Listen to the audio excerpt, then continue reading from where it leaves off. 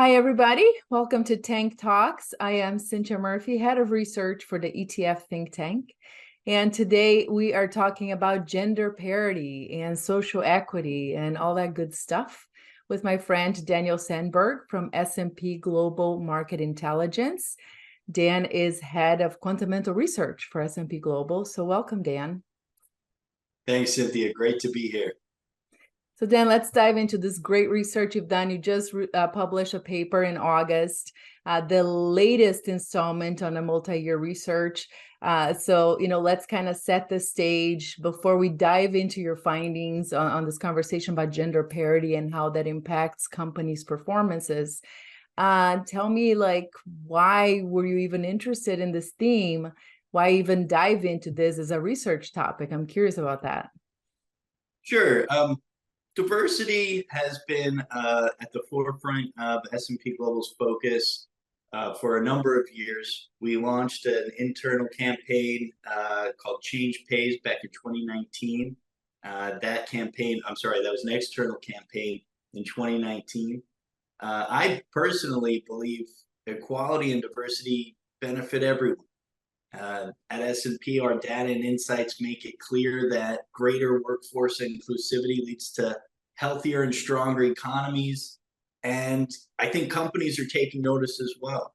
It's a big secular trend that we're watching unfold. And at S&P, we have a massive corpus of content that can help us understand where we've made progress and where we still have some work that needs to be done, and ultimately help leaders make better data-informed decisions. So when we talked earlier this year, about your work at that time, it was a piece of research called "When Women Lead, Firms Win." The latest paper you just released, and I'm going to read the title. It's a really long title.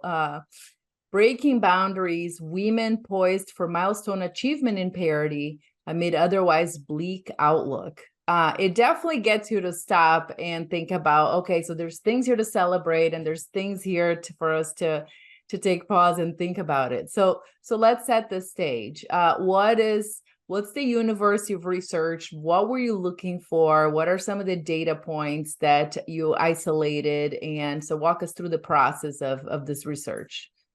Sure. So we've done a number of different papers. The most recent work has been focused on understanding the representation of women within senior leadership positions. So in this most recent work, we've looked at 86,000 executives across 7,000 plus firms. We've looked at the representation of women since 2010 in the board of directors and C-suite positions.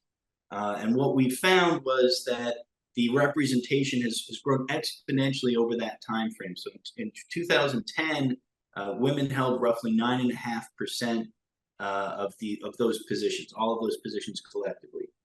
In 2022, which is the most recent year where we have full data, women held more than 20%, I believe 22% of positions. And if we look at the trajectory of the growth from that 9.5% to 22%, that trajectory has been exponential, meaning each year it's growing faster than the previous year, with the notable exception of the COVID pandemic, which maybe we talk about in a minute. But so that exponential growth is meaningful. It means that if we continue to see that exponential growth, if things continue to accelerate, then we would be at parity. We can extrapolate. We would be at parity by 2030. That assumption may be a little bit aggressive, and so we can think about maybe a more conservative model where, as we start to get closer and closer to that 50-50 line, that things slow down a bit. And so we've made some assumptions there. A more conservative model would have us at parity by 2037. So we're sort of range bound in that region based on these statistics. And in either way, it looks very encouraging. I'll point out, to your point, we also see cited in the work some statistics from the World Economic Forum report that came out, I believe, earlier this year, that says that on a more global scale, it would take more than a century to achieve full parity. And I believe they were looking at legal systems of all nations across the world. So there is clearly still quite a bit of work that needs to be done at a global scale, but this is one bright spot within this particular area of study. Yeah, I have to say, I was really surprised at this outlook that within a decade, we can be talking about 50-50 within Russell 3000 companies. It seems like very, very optimistic to me. And I'm curious, is that the result of this, the work, the type of work you're doing, and this pointing out of the data that supports that gender diversity at the leadership level leads to better financial outcomes for companies? Or is this the result of, advocacy and cultural shifts in this conversation? I mean, what's driving this push towards this parity? Sure.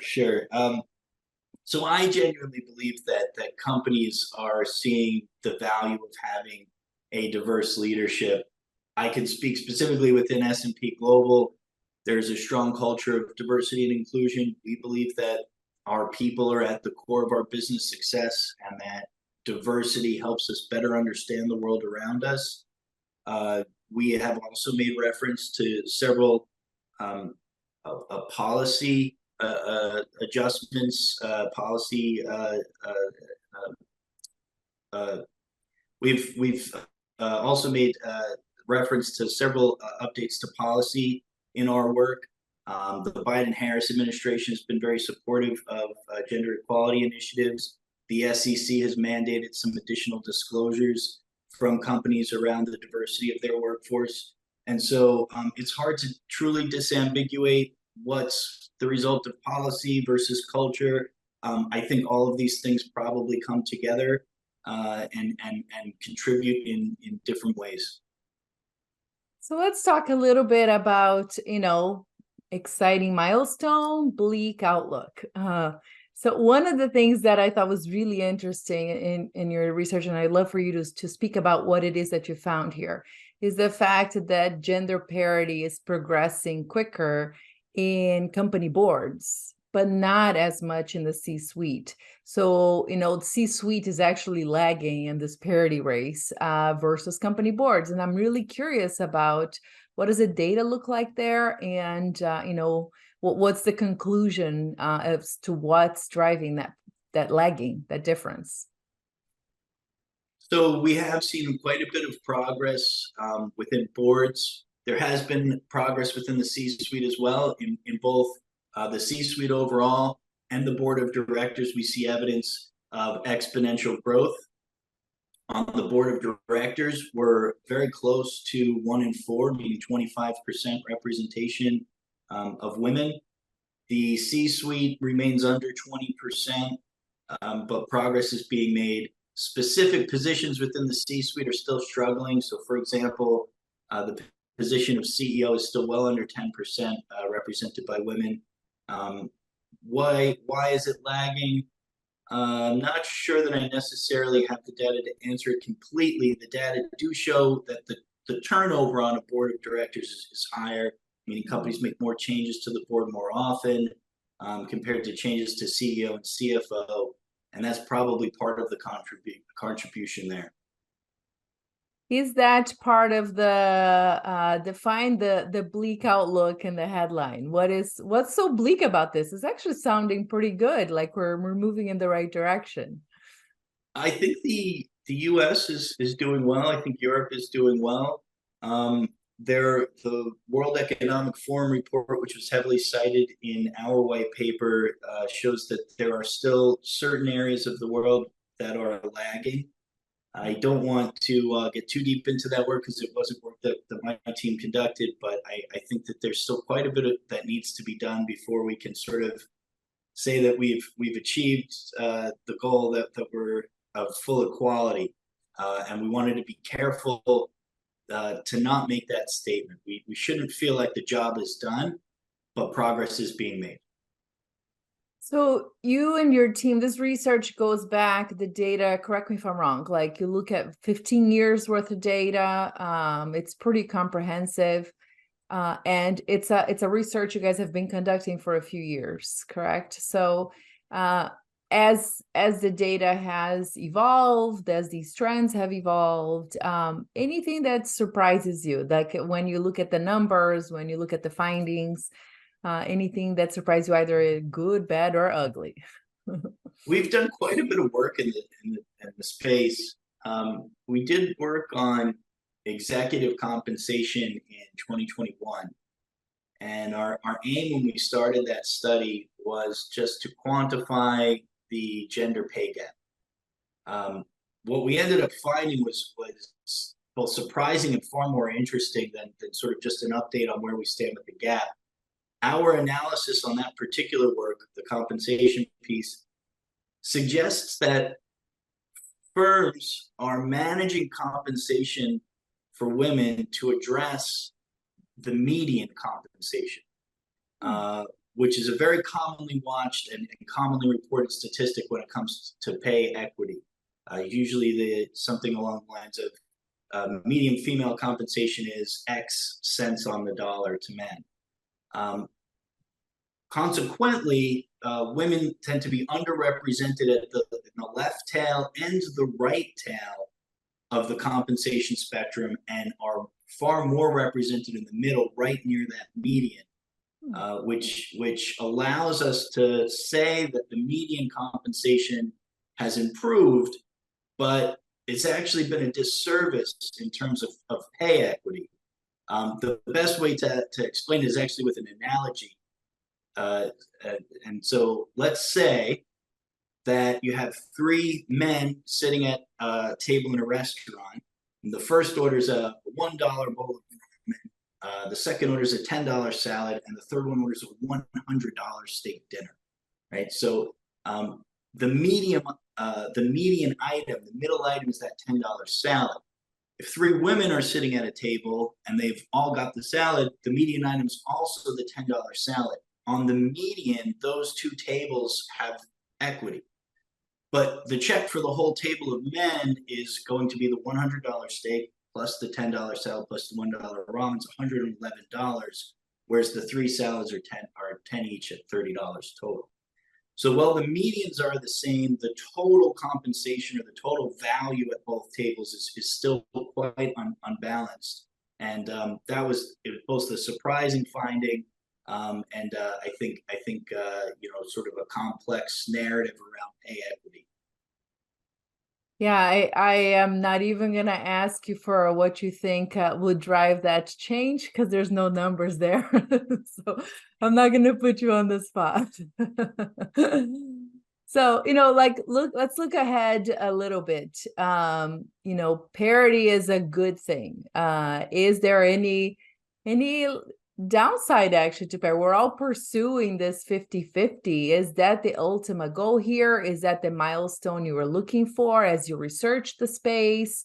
Or is it some other kind of milestone that we haven't even considered that the data suggests would actually, be more meaningful?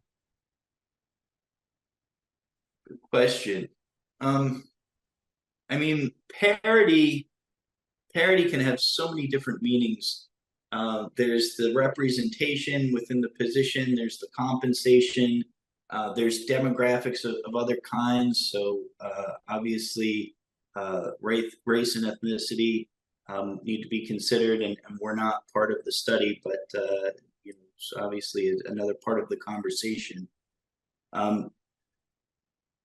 50-50 is what I would expect if the system was equal. You would expect roughly equal representation.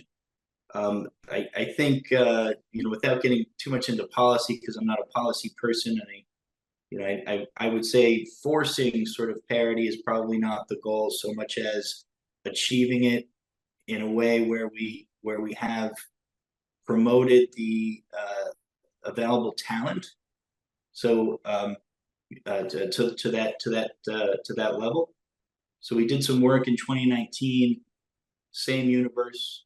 So it's got 86,000 executives over the same 7,300 firms.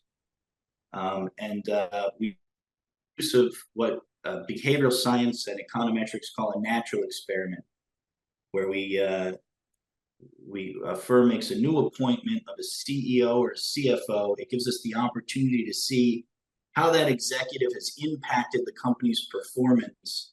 And we can baseline the performance after the appointment to the performance before the appointment. So we can disentangle some of the idiosyncrasies of the company. We can make a true apples to apples comparison. And what we did was we looked at the impact of these newly appointed executives that were women versus men. And on average, we found that women had a very positive impact to the extent that the profitability was 6% higher when a newly appointed CFO was a woman, 6% higher compared to men. We saw an 8% improvement on stock price for a woman appointed as CFO compared to a man. We saw increased stock price momentum, stock price trend for a female CEO. And so one of the things that we tried to answer with that study was why? What is being done differently there? And what we did was we used a form of machine learning called natural language processing, or NLP, to study the biographies of the executives. And so first we used share price to understand if they were successful or not, where success we defined as beating the industry average in terms of your stock price return, not successful being below average. And what the model found was that the language features in the executives' biographies that were associated with the success, the language features that were associated with success, like educational background and prior achievements, other personal traits, those were more prevalent in the biographies of women than men, but that it was ultimately the same features that were driving success for both genders. So the way that we interpret this result is that talent is really equally distributed across genders. But because there's been a bias to hire a man over a woman, 95% of CEOs being men, the contingent of male executives, that's a relatively overfished group compared to the female contingent, if you will. So essentially women they're not doing anything differently to men. Boards have potentially passed over a more qualified woman in favor of a male hire. And, it's an interesting thing to think, will that advantage persist once we reach parity? If that explanation is correct, the answer would be no. Right. And maybe that's a good thing. Yeah, the idea of the untapped talent is really, really interesting. And I also wanted to highlight the fact that parity, the 50-50, isn't just an arbitrary ideal. It really has to do with just representation relative to the population. We are roughly a 50-50 male-female population. So it's not just a number out of the head. If it were a 70-30, that probably would be how we saw parity as well. So I think that's also an important context for, when we talk about parity, what this looks like, it's basically on representation, right? 100% correct. That's right. So final question, when I was writing about this earlier this year, and I'm trying to think about this, when we think about, as an investment, a theme, as a story, as, you're trying to access companies that have a focus on diversity, on gender parity, on social equity, because they improve the bottom line. So they, relative to their peers, they tend to do better, as the research shows, all these good things, are you framing this as a factor? I struggle with this, and I kind of went both ways. I frame sometimes as a women factor, not, as verifiable and quantified as a quality, low vol, your classic factors, but some flavor of new factor? Or do you just think of this as a theme? Do you think of this as just part of the whole ESG conversation? Where do you think this fits from an investment perspective when you're trying to think of it as a portfolio allocation or a big picture investment plan? I'll say this, a company's workforce at all levels is an asset. And when we think about how we value companies, those with superior assets tend to get higher valuation rate. So um, if our discussion around the competitive advantage company might generate from a diverse workforce, all of that is correct, and I think the data support that assertion, then we should allow that information to help us drive our portfolio construction process. Of course, being an empiricist, I don't have the back test to prove it, but it's certainly something top of mind. I love that, going back to the fundamentals every time. Very, very safe navigation here. It's all about the numbers at the end of the day. Numbers And don't lie. thank you so much for taking a minute to talk with us. Great research, great work. Again, I want to encourage everybody to read your work, and they can find at tell us the URL or where folks can read your research. Can I send you the URL? Yeah, sure. We can put it But somewhere it's on the. basically S&P Global Markets Intelligence. So Yeah, it's probably a long one to read. I'd have to. Yeah. yeah, it's all good. So thank you again. Thank you so much for taking the time. Phenomenal work. Keep up the good work. And I'm sure we'll be talking many more times. And Thank you so much for having me, Cinthia. It's been a pleasure. yeah, it's a pleasure. We'll see you all next time. Bye.